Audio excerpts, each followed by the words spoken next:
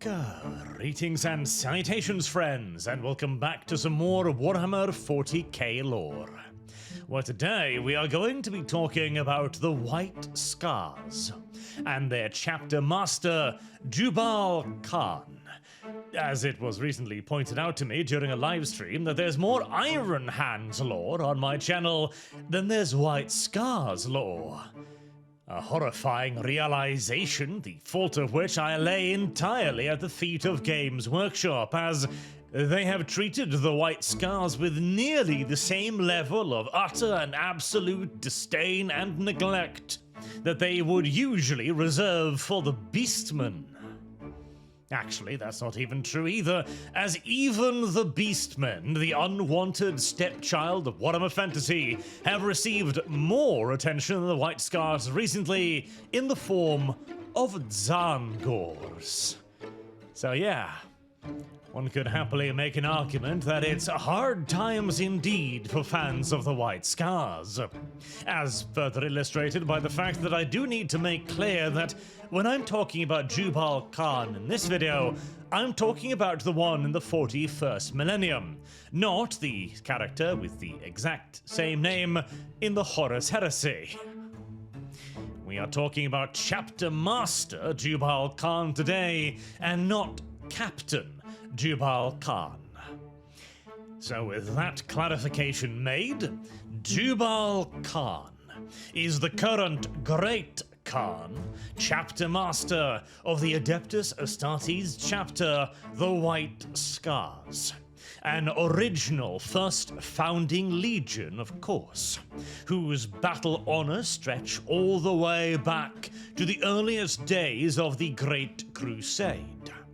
But Jubal Khan's history is actually quite recent, having been elevated to the position of Great Khan in the 943rd year of the 41st millennia, when his predecessor to the position of Great Khan, Jubal Khan, was lost in action whilst fighting against piratical Eldar raiders.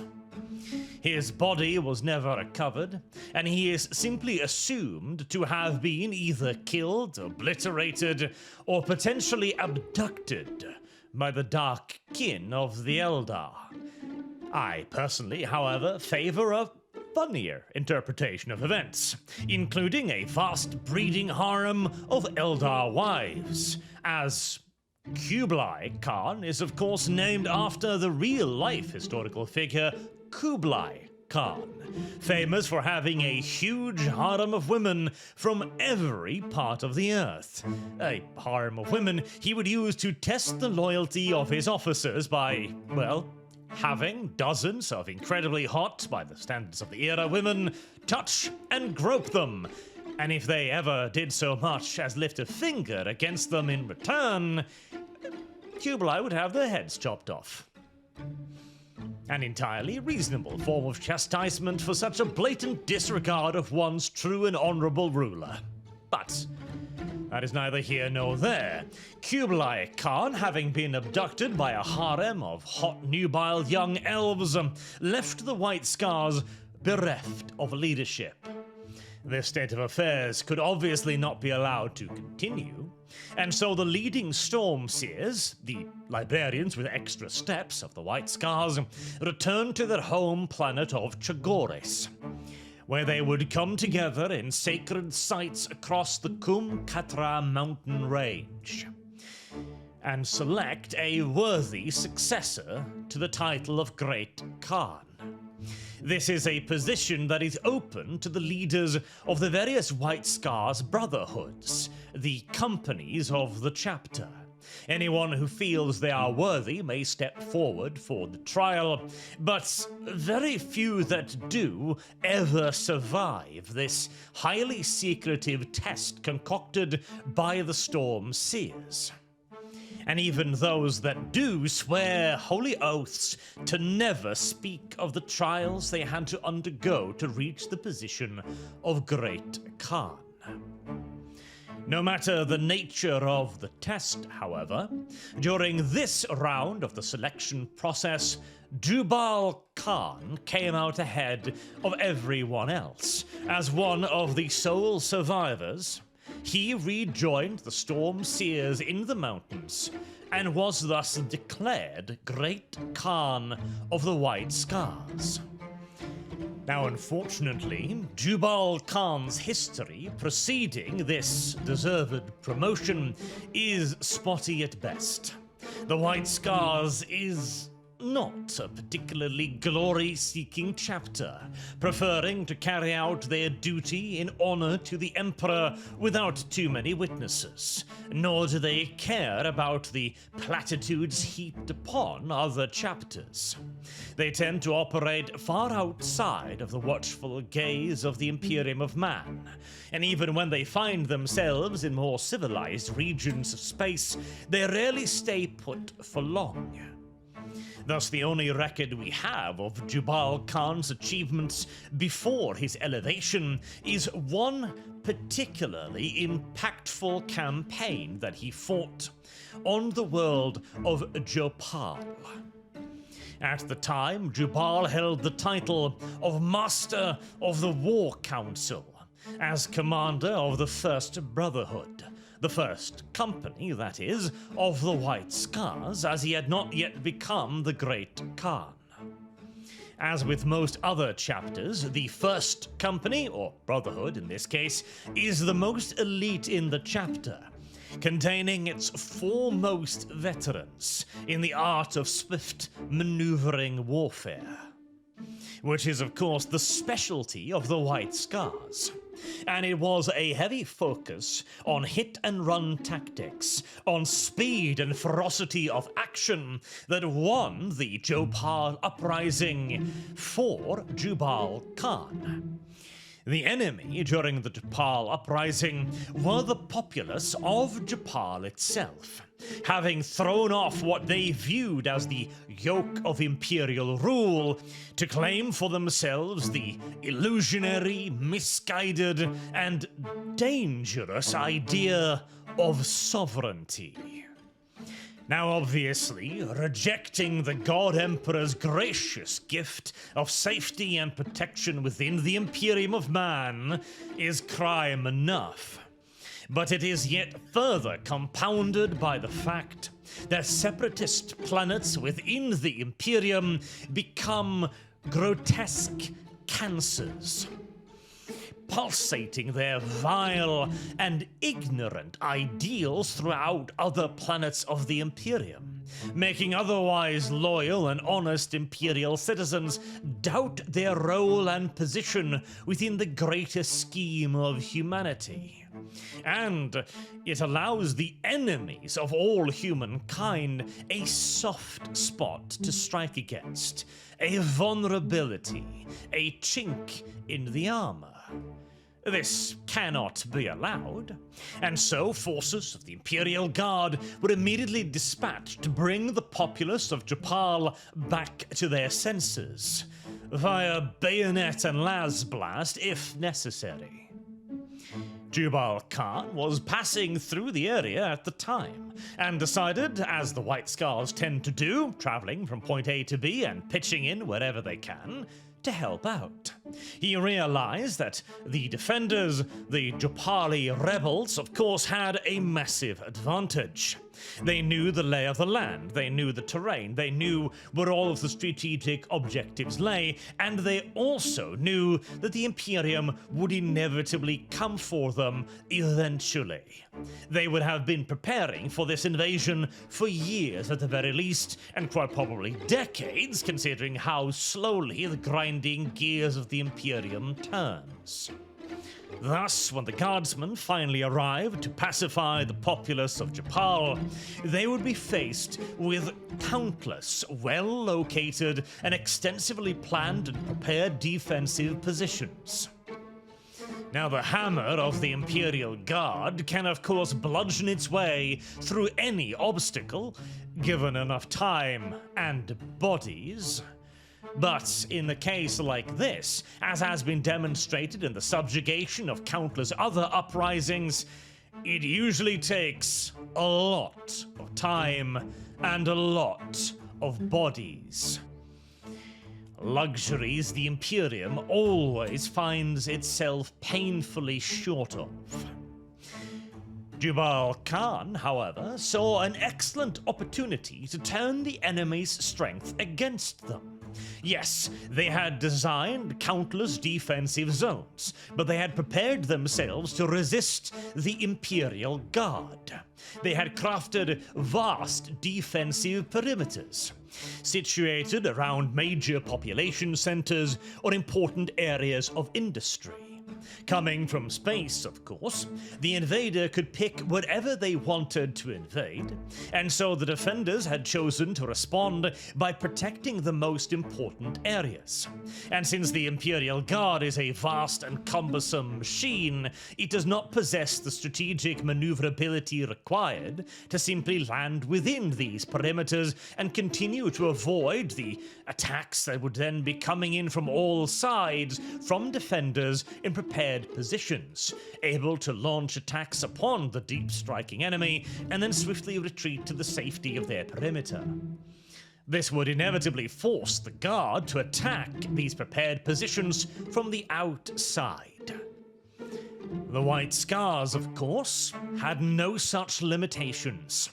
Leading a brotherhood of 100 men, all mechanized or motorized, Jubal Khan could deploy his troops via drop pods or landing ships deep behind enemy lines, then move about swiftly and effectively cross-country, striking at ammunitions depots, logistics centers, train yards, or areas of mobilization, such as villages or command centers where militias might be trained, organized, and sent to the front, or marshalling yards where troops could be shifted from one part of the front line to the next.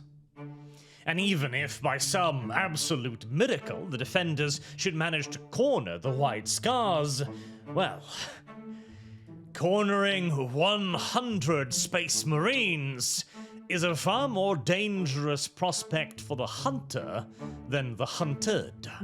The White Scars could easily smash through the perimeter pretty much wherever they wanted by concentrating their full firepower and offensive potential against a tiny portion of the enemy's front line.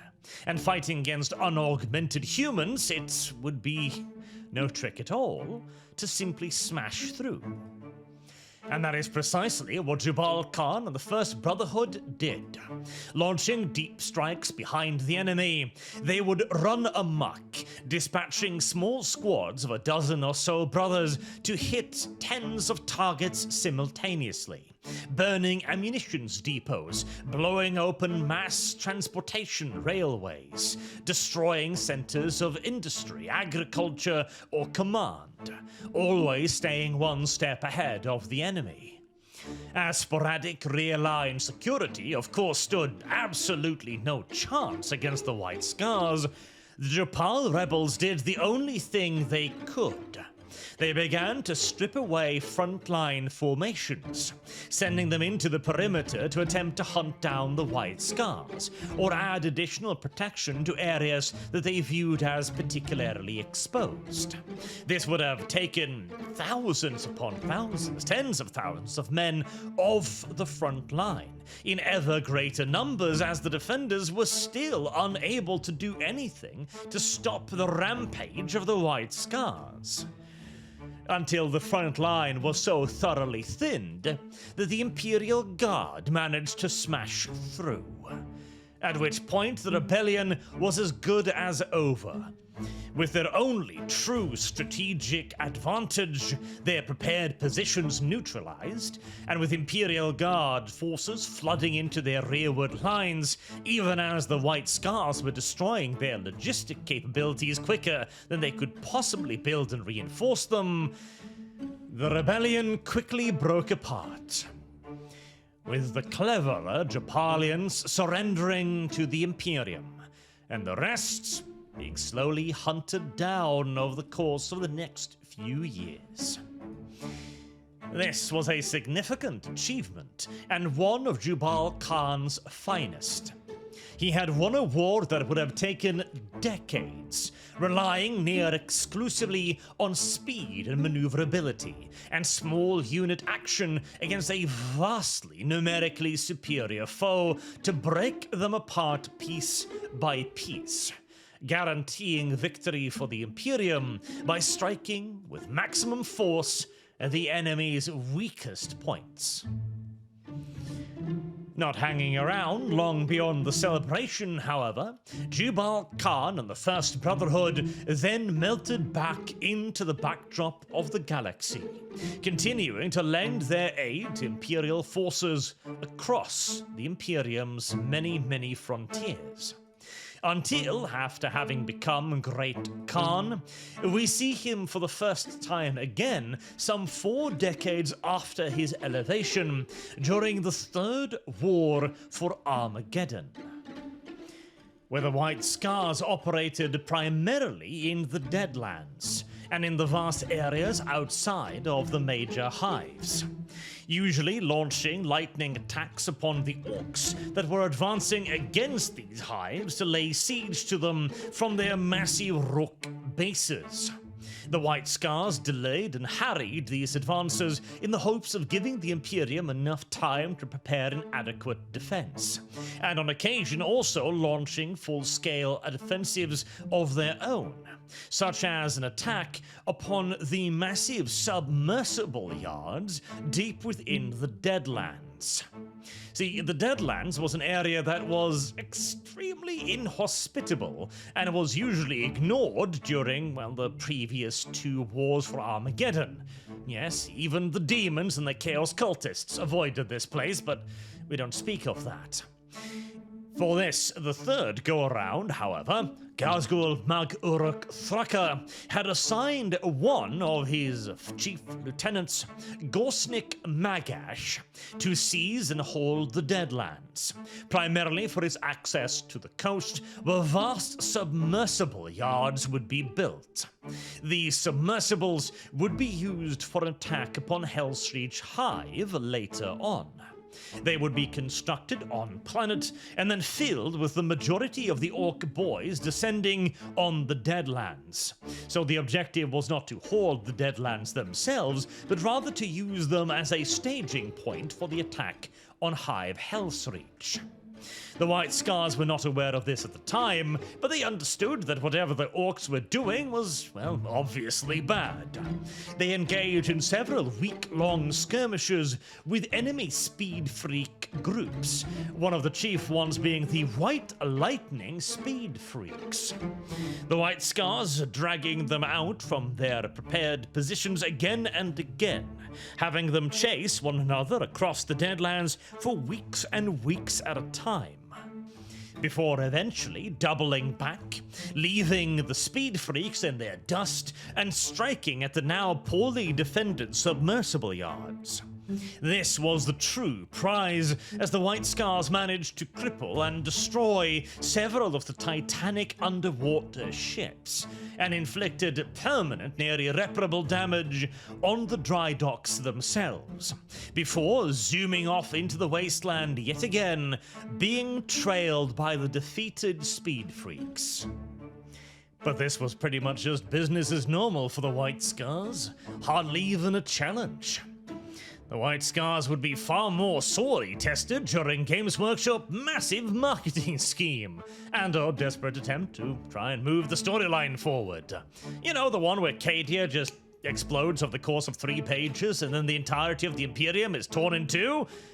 With no real significant consequence for everyone, weirdly enough, except for the appearance of millions and millions of Space Marines that everybody had forgotten in the fridge, but details. The battle for Chagoris. You see, a certain Astral Claw, who did nothing wrong, apparently was not very fond of the White Scars, and decided to use the general confusion to invade Chagoris whilst the majority of the chapter was away, Now, this isn't quite as mad as it sounds, because any chapter homeworld, of course, is home to a chapter monastery, which contains huge quantities of gene seed, the single most precious resource in the Imperium, especially for a bunch of outcast Astartes who have very few ways of replenishing their ranks without a steady supply of aforementioned seed. Unfortunately for Luft Huron, however, Chagoris was not completely undefended.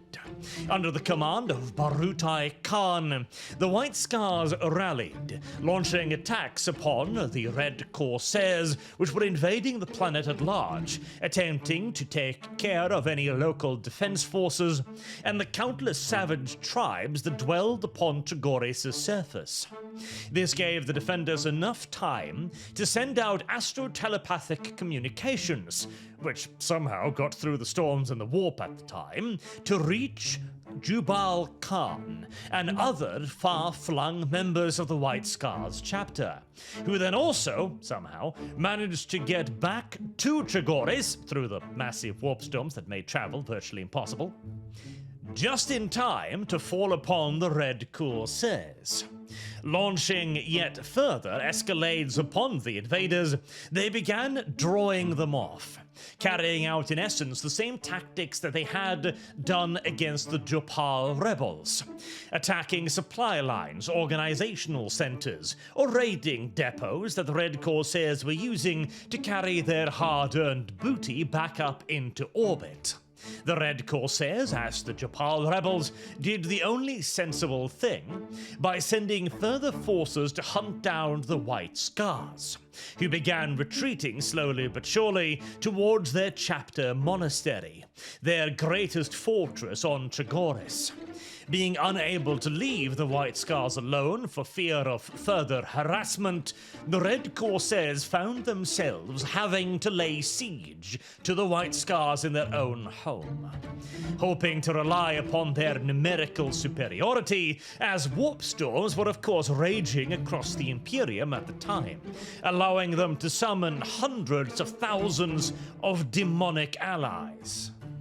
And whilst, of course, the chapter monastery of the White Scars was an enormous, mountain-sized fortification, bristling with guns, artillery pieces, las batteries, autocannons, and everything else you can imagine, it was slowly getting worn down by the near-infinite number of the invader, and the White Scars were not able to fully utilize their particular skills whilst holding a fixed position. This may very well have been the final hour of the White Scars, were it not for the return of their shameful 13th son, the weakest, most pathetic, and by far the most disgraceful of our member of the White Scars in total, Legion and Chapter both, kor'sarro Khan, the Bitch Maid. Or, well, technically, his title is Master of the Hunt, but seeing as he failed to kill a Tau, a female Tau, 3 times, one of which was during an ambush launched by the White Scars, I think he has forfeited that title many, many, many times over. However, even unwanted bastard children occasionally have their uses. And in this case, kor'sarro Khan arrived when the enemy was already fully distracted by Jubal Khan and the rest of the White Scars.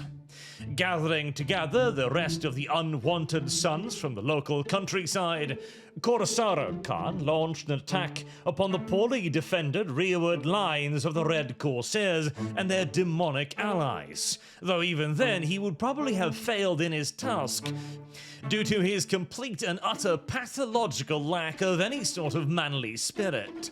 But the gods decided that that was the very moment when the all-prevailing warp storm would finally dissipate, and with it, the demonic allies of the Red Corsairs, who now found themselves caught in between a fortress monastery and the very embodiment of the reason why we invented condoms.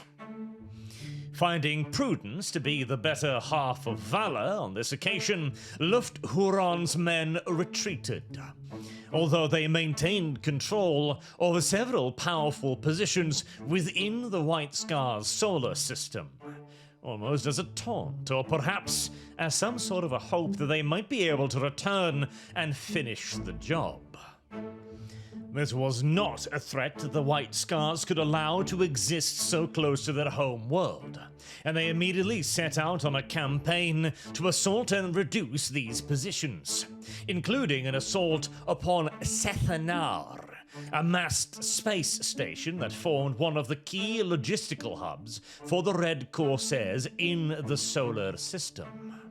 During this assault, Jubal Khan and his elite guard reached the very heart of the station, where they succeeded in overloading its reactor despite fierce resistance by the Chaos Space Marines. Whilst attempting to extract themselves from the failing station, however, Jubal Khan was cut off from the rest of his guards, and seemingly buried in an avalanche of collapsing space station debris. His guards made a valiant effort to try to reach him, but assailed on all sides by countless traitor Marines and their mortal servants on a failing space station, they were forced to retreat, assuming their great Khan to have become a casualty of the battle for Chagoris. It was, however, made clear later on that Jubal Khan had in fact not died. He had instead been found unconscious and heavily wounded by the Red Corsairs, who had claimed him as a trophy. Once this became known to the White Scars, they immediately set off to rescue their great Khan and succeeded in doing so, but not before the great Khan's body was irreparably damaged by weeks of heinous torture. His mind almost failing as his body did, but the tremendous spirit and will of the great Khan survived. He was brought back home to Chagoris, where the apothecarians labored over his shattered form for days on end. But whilst they managed to stabilize him and save his life, he would never again be able to lead Marines into battle. There were no doubt talks about entombing him within the hulk of a dreadnought, but the White Scars are not very fond of dreadnoughts. They do use them on occasion for very specific purposes, like whenever they need to hold a key location, or to guard over one of their countless hidden supply depots to sustain their long-ranging campaigns. But a dreadnought is not viewed as an honorable end necessarily. It is not viewed as a dishonor either, as they are a necessary tool of warfare, but it is seen as a sort of never-ending death. Not a fitting end for a great Khan, in other words. Instead, Jubal Khan was placed within a life-sustaining casket and kept on Chagoris, where he could oversee operations for the White Scars in total, organizing their fleets and their brotherhoods, dispatching them to where they needed to be, and giving his tactical and strategic insight to their captains. He became their central command and control structure, and his tactical and strategic acumen appears to have grown significantly now that he can focus entirely on this aspect of being the chapter master of the White Scars, as none have dared raise the idea of replacing Jubal Khan. And considering the alternatives, why would any? As shortly after having returned to Chagoris, he had to deal yet again with the disappointment of the chapter, as kor'sarro Khan returned to him, having undergone the Primaris transformation. The absolute black hole singularity's weight of shame and disappointment in Jubal Khan's eyes would have instantaneously imploded any man's soul. But kor'sarro Khan, of course, was no man. He was Primaris. Unable even to rise to slap this most dissatisfactory of relatives, Jubal Khan could only give him a cyber eagle, a winged security camera linked into his personal feed, so he could constantly keep watch over kor'sarro Khan and make sure that his little girl energy did not further infest the brave White Scars. We can but pray to the merciful God Emperor that there is a small thermonuclear device hidden away in that bird's cloaca, to be deployed at the earliest convenient possibility. Perhaps the fourth time that kor'sarro Khan fails to kill a Tau in close quarters combat. And that is, for the moment at least, the somewhat tragic end to Jubal Khan's saga.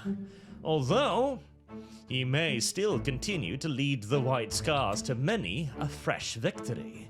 And considering so many others of his kind have disappeared amongst the Dark Eldar, and the Dark Eldar's apparent skill at healing as well as causing torture, perhaps there is a way for Jubal Khan as well. Until next time, I've been Arch. Thank you all very much for listening, and I hope to see you all again soon. Till then, have a good day.